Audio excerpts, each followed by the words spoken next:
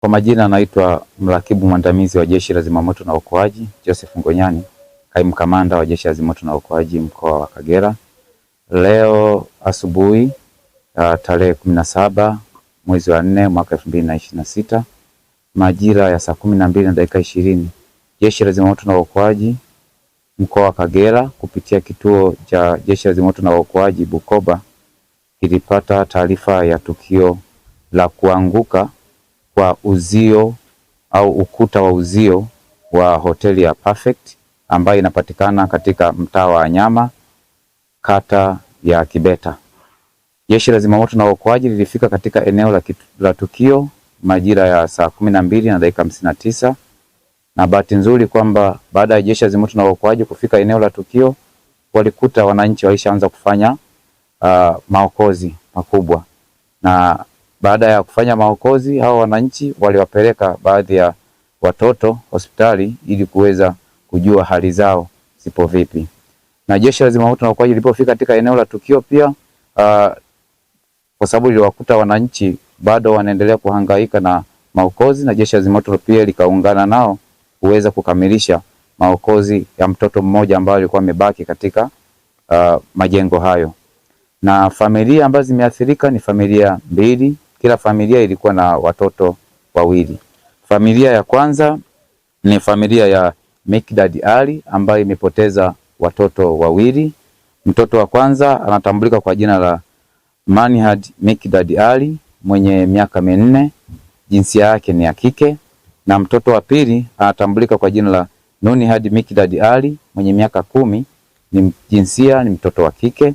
Na familia ya pili ni familia ya Edmund Matungwa ambayo pia ilikuwa na watoto wawili ambao wameathirika au wamepoteza maisha kutokana na ajali ya kuanguka kwa ukuta kuangukia hizi nyumba mbili ambazo zilikuwa na familia hizo mbili. Mtoto wa kwanza katika familia ya Edmund Matungwa anatambulika kwa jina la Elizabeth Edmund, ni mtoto wa kike mwenye miaka 12.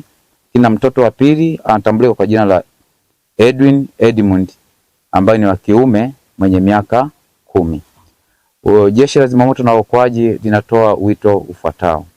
Cha kwanza kabisa, katika eneo ambalo limepata madhara haya, wananchi wote na wakazi wote waepuke kufika katika eneo hili kwa sababu bado lipo katika uchunguzi, ili kuweza kujiridhisha na madhara mengine ambayo yanaweza yakajitokeza, kwa sababu eneo hili wakazi wa hapa wameishi katika muda mrefu sana, na kwa muda mrefu hawajapata tukio la mtindo kama huo.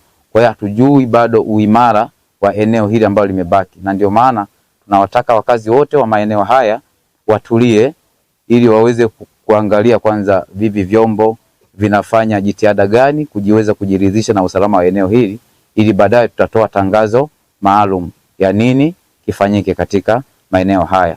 Lakini kwa kuanza ni kwamba familia zote ambazo zilikuwa zinaishi katika haya majengo ambayo yameangukiwa na huu ukuta kwa sasa hazipaswi kuendelea kuishi katika majengo hayo.